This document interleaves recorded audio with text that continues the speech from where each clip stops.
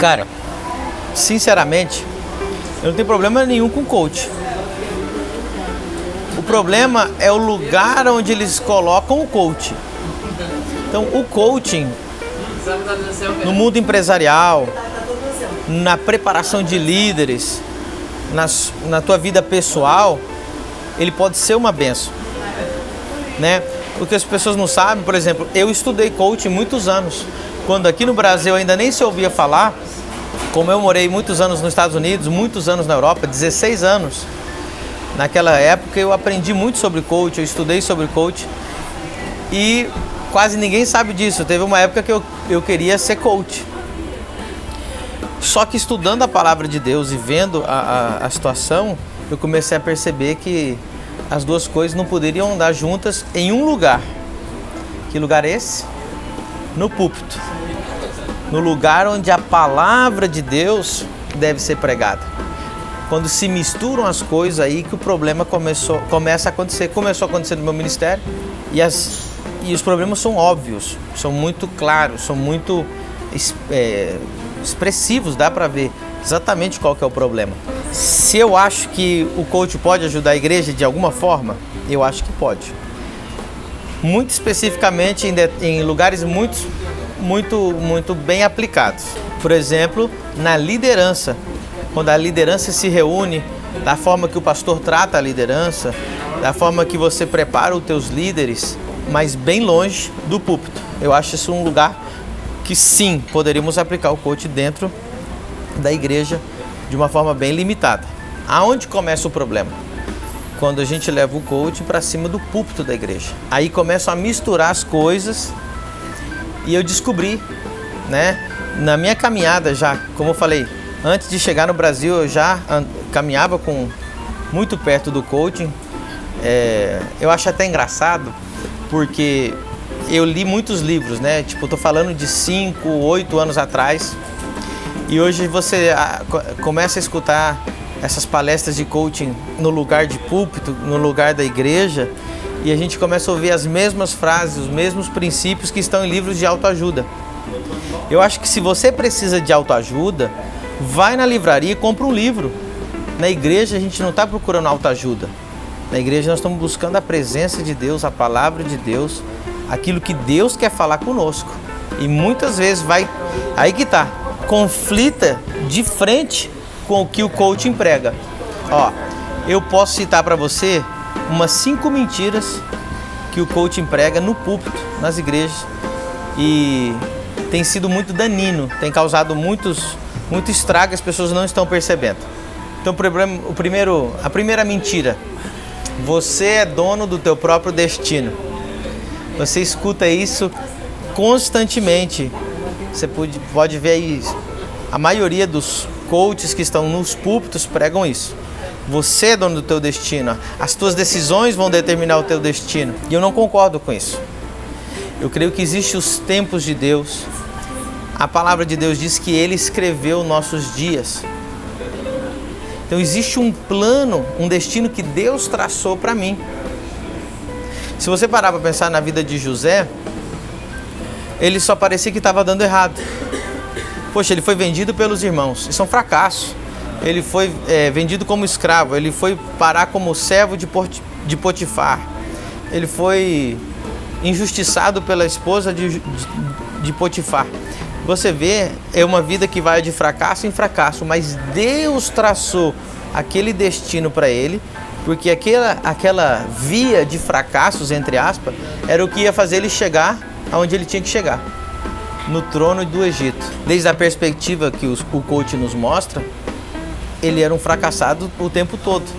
Então, muitas vezes, o que para nós é fracasso é o caminho de Deus para nos levar ao lugar onde nós temos que chegar. Então nós não somos donos do nosso próprio destino.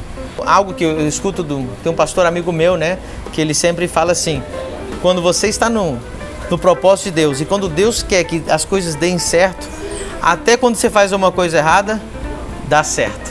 Então dar certo e dar errado no mundo do coaching é muito visível.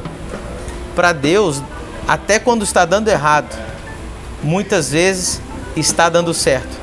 E qual que é o problema disso? Muita gente está frustrada. Ele fala, cara, por que está dando tudo errado se eu estou aplicando os princípios que o coach me ensinou? Eu sou bem organizado, eu tenho boa administração. Às vezes Deus faz as coisas dar errado porque ali não é o teu destino. Ou Deus está usando esses fracassos para te tirar do lugar aonde você é tolerado, para te levar ao lugar onde você será celebrado. A segunda mentira que eu vejo é assim: Deus vai te ajudar a você conseguir o teu sonho. O coaching tirou Cristo do centro do evangelho e colocou o sonho das pessoas. Então parece que a mensagem hoje é assim: eu vou fazer uma parceria com Deus para Deus me ajudar. Irmão, Deus não é um amuleto. Deus não é algo que você pede para te ajudar com os teus sonhos. Se nós queremos seguir a Jesus, nós temos que tomar nossa cruz, morrer para nós mesmos. Então, nós temos que tirar os sonhos do centro do evangelho, que foi mal colocado, e colocar Cristo de novo. O centro do evangelho não são teus sonhos. O centro do evangelho é Jesus, é morrer para o meu eu, para fazer a vontade dele. Esses dias eu vi o título da mensagem é Não Viva de Milagres. E para mim essa é a terceira mentira. O coach diz, você não tem que viver uma vida de milagres. Você tem que ter uma vida de resultados que você vai construir, que você vai fazer através das estratégias que eles vão te ensinar. E eu achei isso um absurdo, porque a Bíblia diz assim, tudo que não provém de fé é pecado. Então as nossas conquistas em Deus, Deus nunca vai nos dar. Se você quer saber o que é uma conquista sua e o que é uma conquista de Deus, as conquistas suas, elas são alcançáveis. Elas são logicamente alcançáveis. Mas todos os projetos que Deus te dá, sem fé e sem milagre, você nunca vai alcançar. Porque Deus nunca vai te dar um objetivo que você consiga alcançar. Ele vai chamar uma pessoa que não é capacitada para fazer algo impossível, para mostrar que a glória é dele. Se você não vive de milagres, se você não vive pela fé, e você vive nas tuas estratégias, na tua lógica, toda a glória será sua.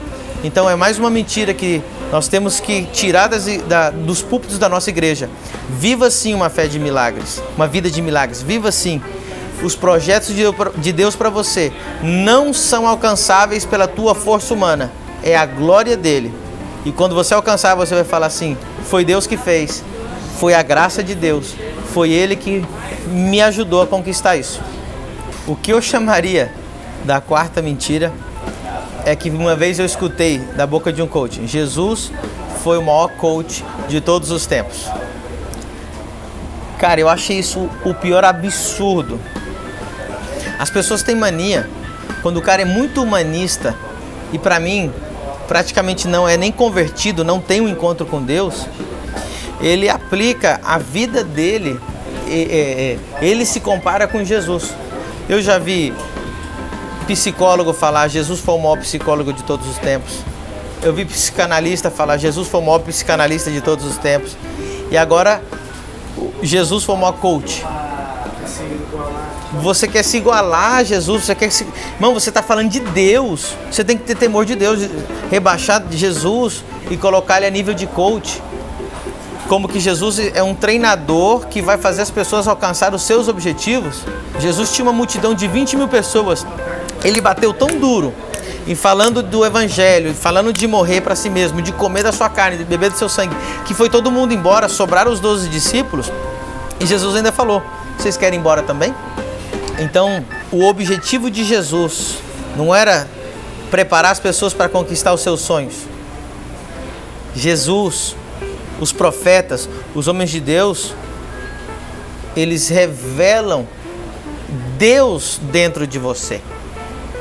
Eles te aproximam de Deus, ainda que isso signifique largar tudo que você tem.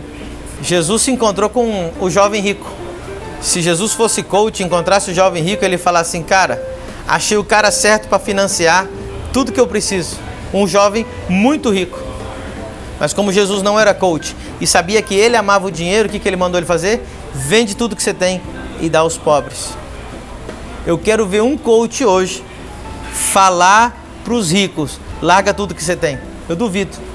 Quinta mentira é comparar o que é o sucesso que o coach emprega e qual é o sucesso que a palavra de Deus prega. O sucesso que o coach emprega é totalmente, absolutamente relacionado com os resultados que vão produzir riquezas, finanças, influência. É praticamente sinônimo. Você está me entendendo? Riqueza é sinônimo de sucesso. Isso é que o coach emprega. Ele inculca isso, implanta isso no coração das pessoas na igreja. Mas o que é o sucesso segundo a palavra de Deus? Sucesso não é ter muitas casas. Sucesso não é ter muitos bens. Sucesso não é ter muito dinheiro. Sucesso para mim só existe um: fazer a vontade de Deus. Se você tiver muitas casas, muitos bens, muita riqueza, muitas vendas, muito dinheiro e você não fez a vontade de Deus, a tua vida foi um fracasso. Mas se você morrer na prisão, como Paulo morreu, sem nada, mas ele fez a vontade de Deus, então foi um sucesso. Jesus, quando ele foi começar o ministério dele, aos 30 anos, ele precisava de um respaldo para começar o seu ministério. Ele não procurou os religiosos da época, que eram os fariseus ou o pessoal do templo. Porque se ele fosse pastoreado por um religioso, o religioso ia tornar ele em alguém para alimentar a religião deles, para alimentar o sistema, tá entendendo? Então o religioso te prepara para alimentar o sistema. Então você não deve ser pastoreado por um religioso. Jesus também não procurou os gregos filósofos, que seriam os coaches daquela época. Ou vamos dizer assim, os empresários. Se Jesus fosse pastoreado por um coach naquele tempo, a primeira coisa que o coach ia perguntar para Jesus, eu falei assim: o que você sabe fazer? Jesus ia falar: olha, eu sou um carpinteiro. E um bom coach que pastoreava Jesus, se fosse pastorear Jesus naquele tempo, ia dizer assim: então nós vamos fazer de você o carpinteiro de mais sucesso de toda a Judéia. Ninguém vai ganhar tanto dinheiro fazendo carpinteria como você vai ganhar, e nós vamos te dar as ferramentas, nós vamos te ensinar, nós vamos te preparar para você ganhar muito dinheiro. Porém, Jesus não foi pastoreado por um empresário coach, nem por um religioso.